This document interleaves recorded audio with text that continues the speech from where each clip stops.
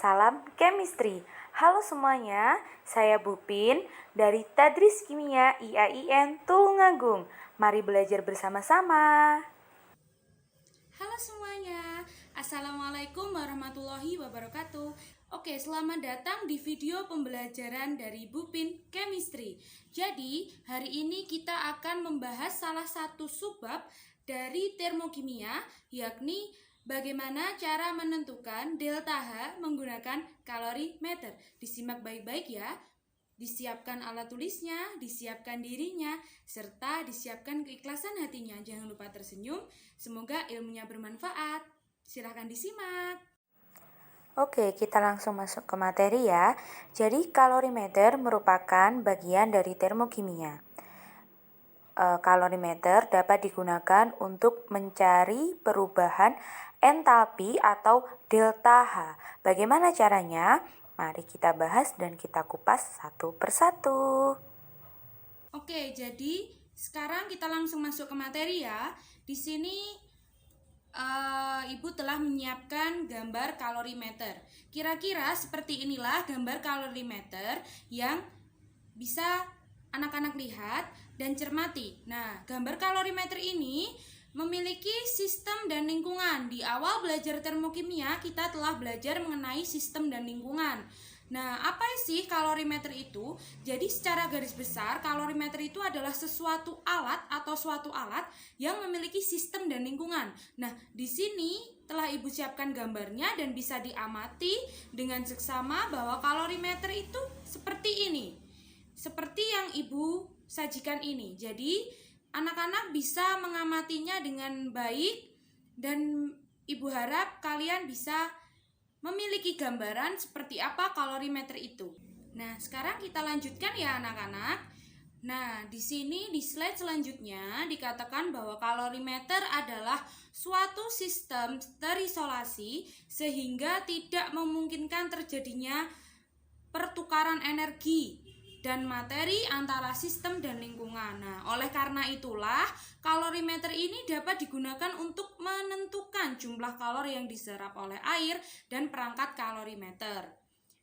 Nah, kembali Ibu tunjukkan di situ ada sistem dan lingkungan, di mana sistem itu yang Ibu tunjuk dan lingkungan itu dinding kalorimeter itu bisa dikatakan sebagai lingkungan karena sistem itu adalah segala sesuatu yang tempat terjadinya reaksi kimia. Nah, sedangkan lingkungan adalah segala sesuatu di luar sistem. Semoga kalian dengan gambar yang Ibu sajikan dan panah yang Ibu sajikan bisa memahami mengenai sistem dan lingkungan pada kalorimeter. Oke, yang selanjutnya. Nah, biasanya yang terjadi pada kalorimeter adalah reaksi eksoterm atau reaksi yang melepaskan kalor. Jadi, kalor yang dilepas akan diserap oleh air dan ada yang masuk ke dinding kalorimeter. Jadi, yang namanya kalor itu yang dilepaskan oleh sistem itu ada yang diserap oleh air. Jadi, bulatan di situ, bulatan. Nah, itu dianggap sebagai sistem. Nah, sedangkan di luarnya itu adalah air. Nah, yang Ibu berikan seperti kotak itu adalah dinding kalorimeter. Jadi, kalori yang dilepas akan diserap oleh air dan ada yang masuk ke dinding kalorimeter. Nah, hal ini sesuai dengan azas Black, yaitu Hi lepas sama dengan Hi diterima. Nah, di situ ada tanda minus. Bu, kenapa harus ada tanda minus di situ? Nah, tanda minus di situ berfungsi untuk mengetahui bahwa reaksi tersebut melepaskan kalor atau sebaliknya, seperti itu. Nah, kemudian kita kembali ke azas Black tadi, yaitu Hi lepas sama dengan Hi terima. Nah, yang dilepas itu adalah Hi reaksi. Jadi, kita tuliskan Hi reaksi sama dengan Hi air atau larutan plus Hi kalorimeter. Nah, seperti itu ya. Jadi, kita masukkan rumusnya masing-masing. Jadi, untuk rumus Hi air atau larutan itu M kali C kali delta T. Sedangkan untuk Hi kalorimeter itu adalah C dikali delta T. Di sini ada C kecil dan ada C besar. Nah, untuk C kecil di sini adalah kalor jenis, sedangkan C besar adalah kapasitas kalor. Nah, di sini Ibu menemukan rumus ajaib untuk mengetahui delta H. Jadi, begini prinsipnya. Jika diketahui kalor jenis atau C kecil, maka menggunakan rumus delta H sama dengan minus M dikali C kecil kali delta T per mol.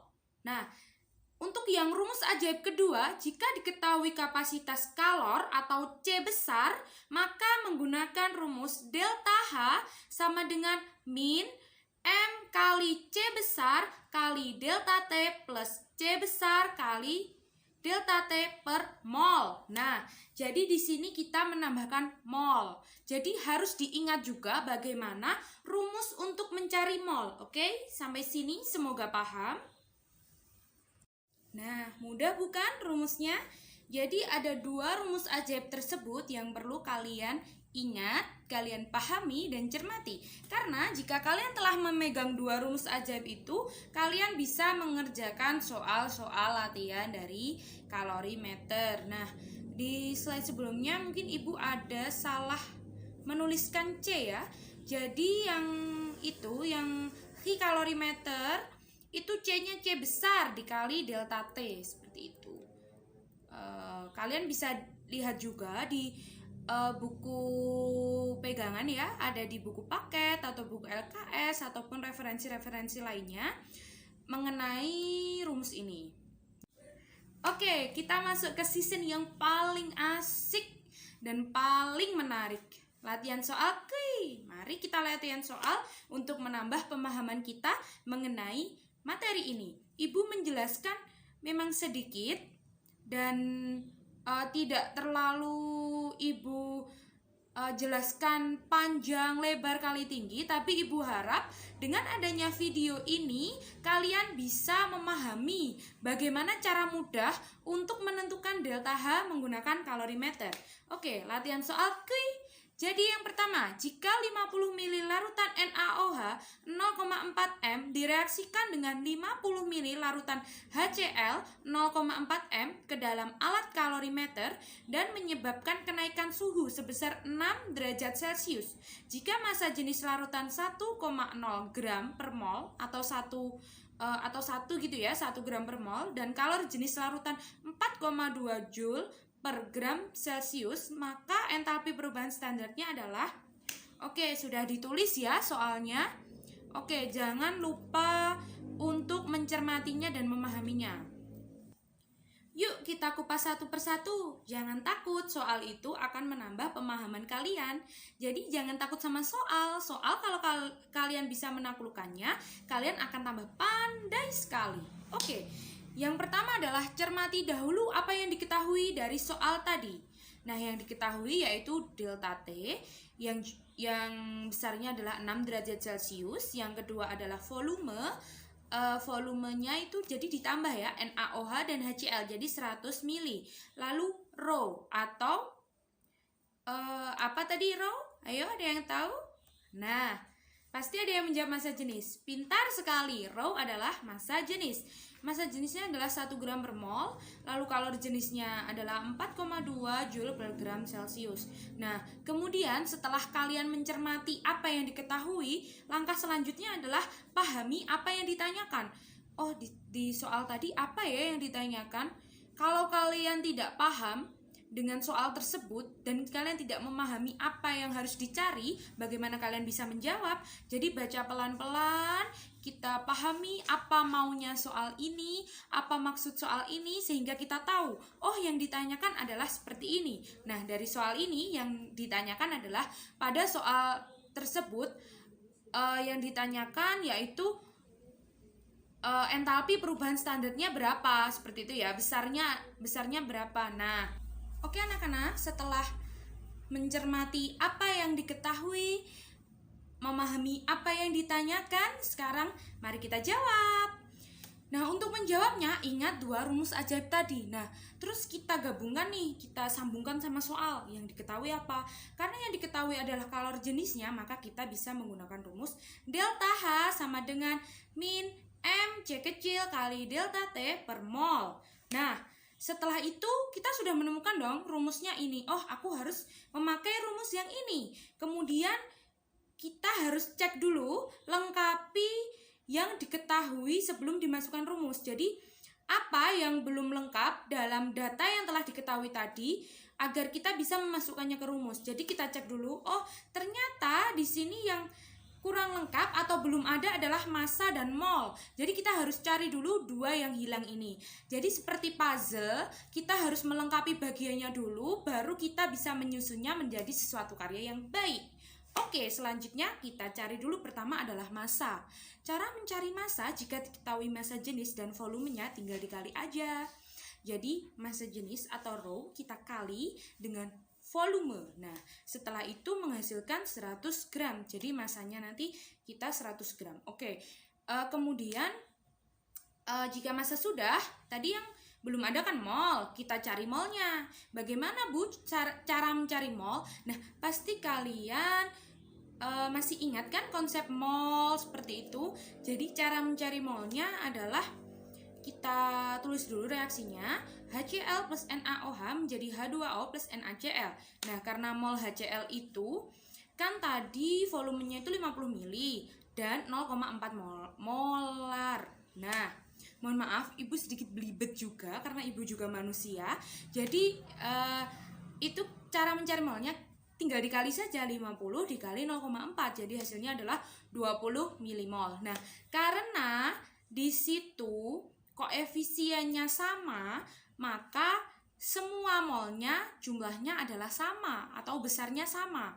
Mengapa demikian, Bu? Nah, diingat lagi karena perbandingan mol sama dengan perbandingan koefisien, maka molnya sama karena koefisiennya pun juga sama. Nah, setelah diketahui nih massa sama molnya, tinggal kita masukkan rumus. Oke, kita ke tahap masukin. Mari kita masukin. Nah, untuk itu kita tulis dulu rumus awalnya. Delta H sama dengan min MC kali delta T per mol. Kemudian bawahnya baru kita masukin semua yang telah diketahui tadi, kita masukin sesuai tempatnya yang benar dengan step-stepnya tadi. Setelah itu kita coret yang sama. Jadi yang atas dan bawah itu bisa kita coret karena misalkan gram di atas dan gram di bawah itu bisa kita coret, oke?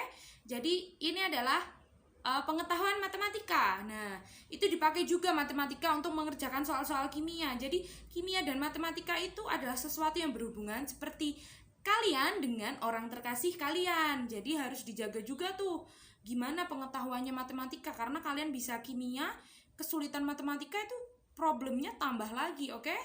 Oke, kembali ke topik. Jadi sekarang kita masukkan sesuai dengan yang telah diketahui tadi. Nah, jika sudah, kita temukan ini jawabannya adalah minus 138 kali 10 pangkat 3 Joule per mol. Nah, kita jadikan satuannya menjadi kilojoule. Jadinya jawabannya adalah minus 138 kilojoule per mol. Oke, karena kita sudah berhasil mengerjakan soalnya dengan baik, mengikuti video ini sampai akhir, berarti tandanya kalian ini memiliki kemauan belajar yang tinggi. Sedikit motivasi saja ya dari Bu Pin ya.